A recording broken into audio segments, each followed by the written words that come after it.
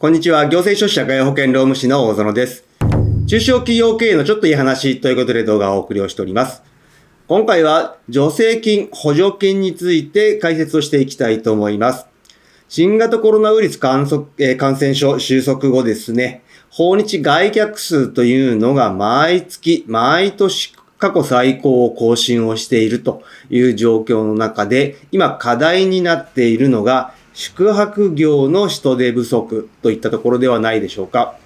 そういったところに対して観光庁が観光地・観光産業における人材不足対策事業というのを行っておりますので、今回はこの事業内容について解説をしていきたいと思います。今回の概要ですけれど、まずは訪日客数の推移について見ていった上で、旅館・ホテル市場の動向について解説をしていきます。そして今回ご紹介をする観光庁が行っている観光地・観光産業における人手不足対策事業の概要について解説をして、最後に注意点とまとめということになります。まずは訪日客数の推移を見ていこうと思います。このグラフの中で黄色い折れ線グラフは2023年、オレンジの折れ線グラフは2024年となっています。2023年通期通した時に訪日客数は2500万人ほどといった状況が、2024年には3686万人になったという状況になっています。そして2025年になってもまだ増え続けて、2025年1月については単月としては過去最高を更新をした378万人の方が日本に来日をしているといった状況。従いまして、このままいくと2024年はまたさらに増加をして更新をしていく可能性が高い。ただ、一方で日本政府としては2030年度の目標として訪日客数は6000万人を目標にしており、今、当該内容についての施策を検討しているという状況になっています。このように年々増える訪日客数ではありますけれど、そこを受ける旅館業、ホテル業に関しては今どうなのかといったところを少し見ていきたいと思います。こちら民間企業の調査結果になりますけれど、旅館ホテル市場動向としてはですね、2024年度においては市場規模が 5.5 兆円、過去最高を更新という状況になっています。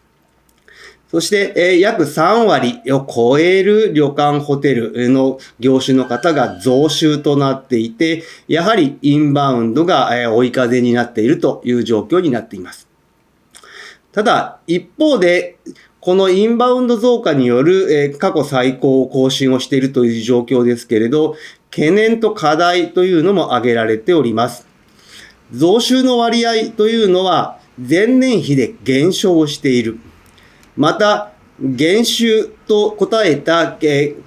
館、ホテル業に関しては2年ぶりに1割を超えているという懸念材料もあります。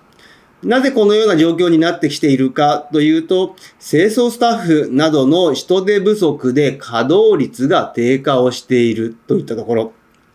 また、近年賃上げというのが非常に強く求められている状況ではありますけれど、人材流出を防ぐための防衛的賃上げによる人件費の増加による負担増、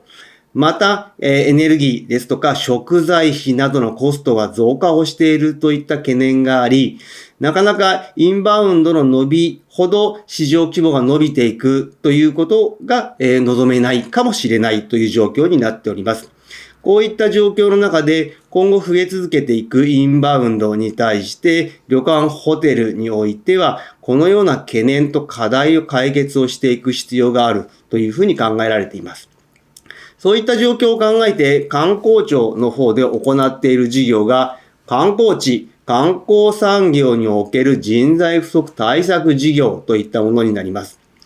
この事業の目的につきましては、先ほども解説をしたように、今後さらなる増加が見込まれる観光需要。これに対して、宿泊業の人手不足の解消に資する設備投資の負担を減らしていこうといった事業。そして、その結果としてサービス水準の向上ですとか、賃上げを達成をしていこうといったものになります。では、具体的にこの事業どういった内容なのかというと、対象事業者につきましては、もちろん宿泊事業者ということになっております。後ほど詳細は解説しますけれど、要件は2つあります。そして支援内容につきましては、補助率2分の1で上限が最大500万円。一つの会社について3施設まで申し込むことができるということになっております。そして公募の期間は2025年の3月から5月までとなっておりますが、事前の登録のアカウントが登録が必要になりますので、5月の23日までに事前の申し込みでアカウント取得をする必要がありますが、今後、第2回目、第3回目につきましては、応募の状況を見て判断となっているので、今後、第2回目以降の公募があるかどうかは現時点では不明ということになっております。では、宿泊業者が申し込みをすることができますけれど、申請対象の事業者の要件について詳しく見ていこうと思います。申請対象となるのは、この1及び2の両方を満たす事業者ということになり、一つ目としては、高付加価値化のための経営ガイドラインに基づく登録制度への申し込みをしていること、もしくは、心のバリアフリー認定等を取得をしていることという要件がありますけれど、多くの会社では経営ガイドラインに基づく登録制度における登録をしている会社が多いのではないでしょうか。そして2つ目としては、地域と連携をして求人、そして人手不足解消の具体的な取り組みを実施をしていることということで、具体的な取り組みということになりますと、連携団体についての記載をしたり、そして取り組み内容としては PR だったり、セミナー、イベント参加等の内容を記載をするということが必要になってきます。この2つの要件を満たすことで申請対象事業者となりますけれど、まずは心のバリアフリー認定についてですけれど、こちらは旅館業、ホテル業に限ったことではなく、宿泊施設、飲食店、博物館等などを対象として行っている観光施設に関して取得をする認定制度ということになります。そして、高付加価値化のための経営ガイドラインということですけれど、こちらは宿泊業のためのものということで、2023年から始まっているものになりますけれど、宿泊業の高付加価値化のための経営ガイドラインというのが公表されておりまして、この高付加価値化に関する視点として全部で3つ挙げられています。1つ目は経営の視点。2つ目が労働環境改善の視点。3つ目が IT 導入の視点。これらに関して内容を記載をして、このガイドラインの登録制度で登録をしていただくということになります。登録においてはですね、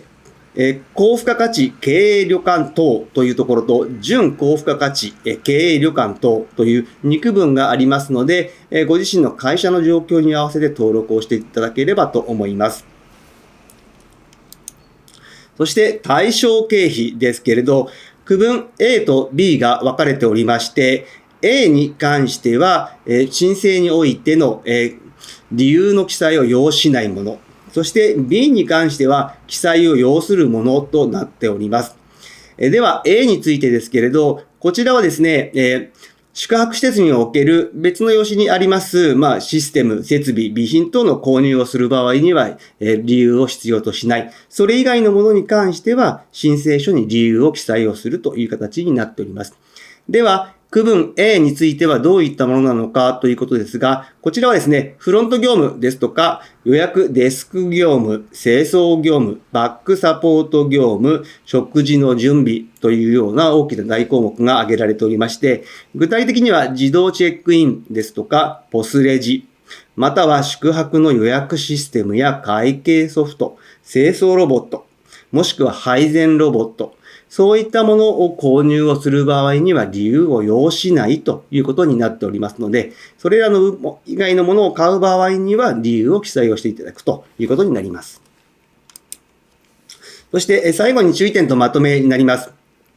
以前も動画でご紹介をしておりますけれど、中小企業省力化投資補助金、カタログ注文型というのがあります。こちらとの兼ね合いを非常に重視をしているので、今回 A 型で設備投資等をする場合ですね、この中小企業省力化投資補助金の内容もよく見ていただく必要があります。この補助金の補助対象要件を満たした場合ですけれど、カタログの製品に載っているものは、こちらの観光庁で行っている補助金では補助対象経費外になりますので、中小企業省力化投資補助金の方を使うということになっております。そして、やはり人手不足といった状況の中で、多くの会社が考えているのが人材の確保における外国人雇用ではないでしょうか。こちらですね、特定技能外国人の技能試験の受験者数を見てみますけれど、令和5年から6年にかけて宿泊業にかけては受験者数が倍増という形。また外食業に関しても5万6千人ほど9万7千人に増えているといった状況で、やはり外国人の雇用、そして試験を受ける方も増えてきているという状況なので、人手不足において外国人雇用も検討するのも一つの方法かもしれません。今後、インバウンドの増加が見込まれますので、準備の方を着実に進めていってほしいと思います。今日の内容が明日からの経営にちょっとだけ役に立つことを願っております。ご視聴ありがとうございました。それではまた次回。